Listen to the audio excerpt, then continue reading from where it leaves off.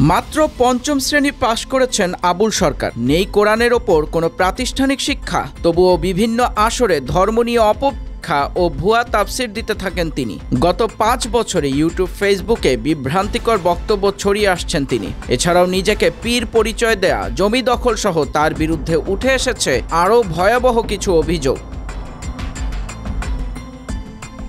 ধর্মীয় অনুভূতিতে আঘাতের মামলায় কারাগারে থাকা এই শিল্পীর ব্যক্তিগত জীবন, রাজনৈতিক সখ্যতা, জমি দখল অভিযোগ, ভক্ত তৈরি, অসংখ্য রহস্য এখন পুলিশি তদন্তের আলোচনার কেন্দ্রবিন্দু। সাম্প্রতিক এক পালাগানের আসরে আল্লাহ, কোরআন ও নবীকে নিয়ে করলে তীব্র সমালোচনা ছড়িয়ে পড়ে। এরপরই তাকে গ্রেপ্তার করে পুলিশ।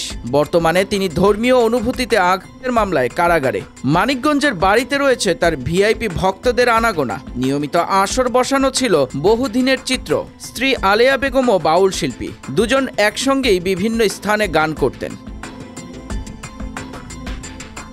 বিতর্কিত এই শিল্পীর স্বজনরা জানান, আবুলের ভাই জাহাঙ্গীর একটি মসজিদের ইমাম। ধর্মীয় বিভিন্ন বিষয়ে অপব্যাখ্যা দেওয়ার কারণে আবুলের সঙ্গে তার সম্পর্ক ভালো নয়। এ কারণে জাহাঙ্গীরকে বিভিন্নভাবে হয়রানি করেন এই বয়াতি। এমনকি জামায়াত ও শিবিরের তকমা দিয়ে একাধিক মামলায় জড়িয়ে তাকে জেলেও পাঠান তিনি। আবুল সরকারের সরাসরি আওয়ামী লীগের পদ পদবি না থাকলেও আওয়ামী মন্ত্রী ও প্রভাবশালী নেতাদের সঙ্গে ঘনিষ্ঠতা থাকায় আপন ভাই জাহাঙ্গীরকে জমি সংক্রান্ত বিরোধে হয়রানি করেন। এছাড়া জাহাঙ্গীরের বাড়িতে একটি মহিলা মাদ্রাসা ছিল, যা রাজনৈতিক প্রভাব ও প্রশাসন দিয়ে বন্ধ করে দেন আবুল সরকার। এছাড়াও ভাই বোনদের ঠকিয়ে একাই 45% জায়গা গোপনে লিখে নেওয়ার অভিযোগ রয়েছে তার বিরুদ্ধে।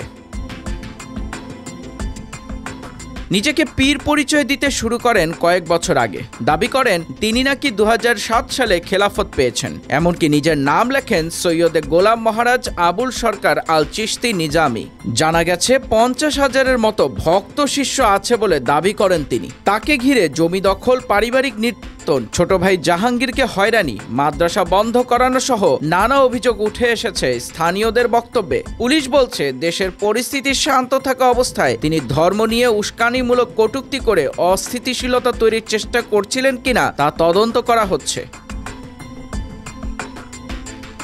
পুলিশি জিজ্ঞাসাবাদে পাওয়া গেছে আরও কিছু চাঞ্চল্যকর তথ্য। তিনি স্বীকার করেছেন অতিরিক্ত টাকা আয় ও অনুসারী বাড়ানোর জন্যই নতুন পীর হওয়ার চেষ্টা করছিলেন। এর মধ্যেই তার মুক্তির দাবিতে বাউলদের মানববন্ধনে হামলার ঘটনায় 200 জনকে আসামি করে মামলা হয়েছে। মানববন্ধনে অংশ নিতে গেলে কথিত তৌহিদি জনতা তাদের ওপর হাত চালায় বলে অভিযোগ রয়েছে।